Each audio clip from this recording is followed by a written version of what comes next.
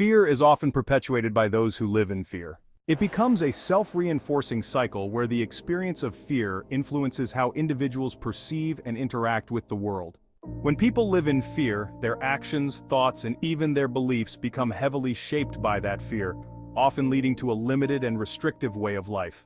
Fear has the power to control, manipulate, and blind individuals to the possibilities of freedom and joy that exist beyond the boundaries of their anxious mind.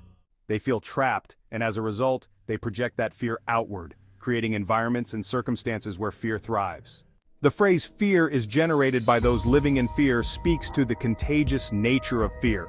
It can spread from one person to another, like a virus. When one person lives in fear, it affects how they interact with others. They might become defensive, hostile, or withdrawn. These behaviors can make others around them uncomfortable, tense, or even afraid. Fear, therefore, begets more fear, and before long, entire communities or societies can become consumed by a culture of fear, where suspicion, anxiety, and dread rule the day. However, there is a contrasting reality for those who live in light. These individuals are referred to as the children of the light. They are bound not by the constraints of fear, but by something far greater: light, symbolizing knowledge, wisdom, love, and truth. Being bound to the light is not a restriction in the negative sense.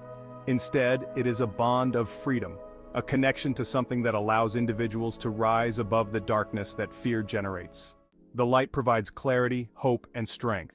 It dispels the illusions that fear creates, showing that many of the threats people worry about are either imagined or far less dangerous than they appear. The phrase "bound ye are the children of the light" implies that there is a certain responsibility that comes with living in the light. Those who have been freed from the chains of fear must act as beacons for others. They are bound to the light in the sense that they have a duty to carry that light with them and share it with others. They are bound to uphold the values of truth, compassion, and courage, guiding others out of the darkness of fear. In contrast, "bound ye are by the lords of the night" suggests that those who dwell in fear are in some way controlled or influenced by forces that thrive in darkness. These lords of the night could be interpreted as symbols of ignorance, hatred, or malevolence, forces that prey on fear, keeping people trapped in a cycle of negativity. The night, as a metaphor for fear and ignorance, has its own rulers, those who manipulate the fearful for their own gain. These lords may not necessarily be external figures. They could also represent internal forces such as doubt, self-loathing, or unresolved trauma. When one is bound by the lords of the night, they are unable to see the truth of their situation. They are trapped in a maze of uncertainty and dread, unable to break free. But there is hope. The statement "free are they who dwell in the light" presents the idea that true freedom comes from living in truth and love. Those who dwell in the light are free from the burdens of fear. They see the world with clarity, understanding that while challenges exist, they are not insurmountable.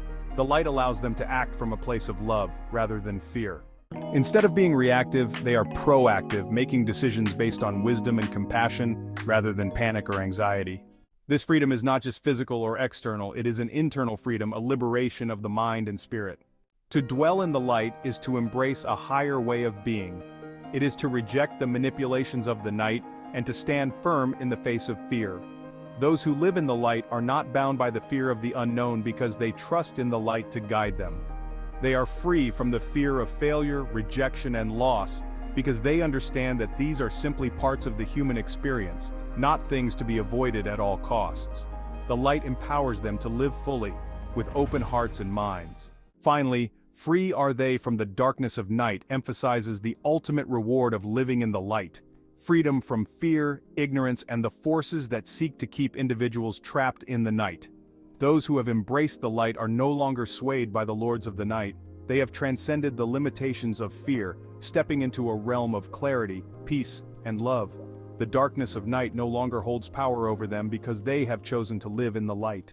In conclusion, this passage offers a powerful message about the choice between living in fear or living in light. Fear is self-perpetuating, trapping those who succumb to it in a cycle of anxiety and ignorance. But there is always an alternative: the light, which offers freedom, clarity, and love. To live in the light is to be free from the darkness of night, free from the lords who thrive in that darkness, and free to live a life of peace, wisdom, and truth.